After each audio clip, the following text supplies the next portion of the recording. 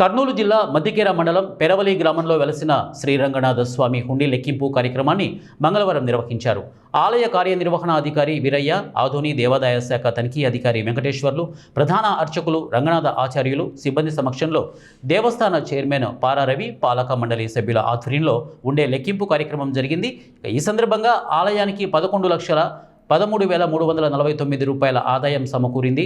గతంలో కంటే ప్రస్తుతం స్వల్పంగా ఆదాయం పెరిగిందని ఆలయ చైర్మన్ రవి తెలిపారు. ఆలయ అభివృద్ధికి భక్తాదులు తమ వంతు సహకారం అందించాలని ఆయన కోరారు. ఆలయానికి చెందిన తూర్పు, దక్షిణ గాలి గోపురాలు నిర్మాణంలో ఉన్నాయని, వాటిని త్వరలోనే పూర్తి చేస్తామని పేర్కొన్నారు.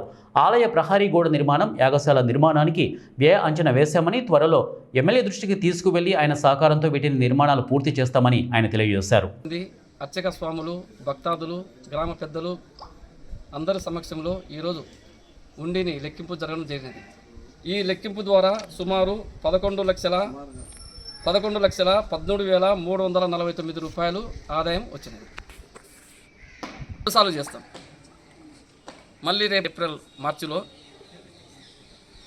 బ్రహ్మోత్సవం అయిపోయిన తర్వాత మార్చి లాస్ట్న మళ్ళీ ఉండి లెక్కింపు జరుగుతుంది. కర్నూలు జిల్లా మద్దికేర మండలంలో స్వయంభూ వెలిసినటువంటి రాజ్యలక్ష్మీ భూదేవ సమేత శ్రీ రంగనాథ స్వామి వారి ఉండి కార్యక్రమం ఈరోజు చేశాము. ఈ సందర్భంగా ఆలయ ఈవో గారు, తర్వాత వీరయ్య గారు, అలాగే రెవెన్యూ ఇన్స్పెక్టర్ వెంకటేశ్వర్లు గారు, మా పాలక మండలి సభ్యులు, ఆలయ సిబ్బంది మరియు గ్రామ పెద్దలు, ప్రజలు, స్వచ్ఛంద సేవా సంస్థ వారు ఈ ఉండి లెక్కింపు కార్యక్రమం పాల్గొని ఈ ఉండి లెక్కింపు కార్యక్రమాన్ని చేశారు. ఈరోజు 11,13,349 రూపాయలు ఉండి ఆదాయం వచ్చినది. గత సంవత్సరం కంటే ఈ సంవత్సరం కొద్దిగా పెరిగింది. ఇంకా ముందు కూడా ఈ ఆదాయాన్ని పెంచే మార్గాలు మేము అన్వేషిస్తున్నాం. ఆ విధంగా భక్తులకు సహాయ సహకారాలు కోరుతున్నాం. ఈ ఆలయాభివృద్ధికి ఎవరు ఏమి ఇచ్చినా కూడా రూపాయి కొంచెం ఎంత ఇచ్చినా మేము తీసుకొని మేము ఆలయాభివృద్ధికి వినియోగించి మా ఆలయాభివృద్ధికి మేము సాయశక్తుల ప్రయత్నం చేస్తామని ఈ విధంగా సందర్భంగా తెలియజేస్తున్నాను.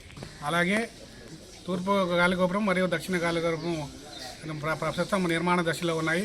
అవి కూడా త్వరలో పూర్తి చేయడానికి మా వంతు సహకారాలు అందజేస్తూ, అలాగే గ్రామ పెద్దలు, భక్తాదులు మరియు అందరూ విరాళాలు ఇచ్చి మా ఆలయాభివృద్ధికి వాళ్ళు కూడా తోడ్పడాలని ఆశిస్తూ సెలవు తీసుకుంటున్నాం. కాంపౌండ్ మరియు ప్రహరీ కూడా మరియు తర్వాత వెంకటేశాయ. మేము ఆధుని బ్రహ్మరాంబిక సేవా సమితి సభ్యులు. మా కోఆర్డినేటర్ నీలకంఠ సారు.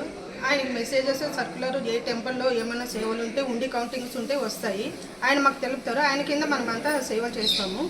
ఎక్కడ మేము డబ్బులు అయితే ఏమి తీసుకోము, స్వచ్ఛందంగా సేవ చేస్తాము. మేము అన్ని చోట్ల తారాపురం, గద్రేళ మొత్తం మేము సేవలకు వెళ్తాము. ఆంధ్రప్రదేశ్ దేవాలయాల్లో తిరుపతి, కాళహస్తి, కాణిపాకం, అన్నవరం, విజయవాడ, తారాపురం, కైరుపుల, గద్రేళ మారమ్మ, శ్రీశైలం ఇక్కడంతా సేవ చేస్తాము.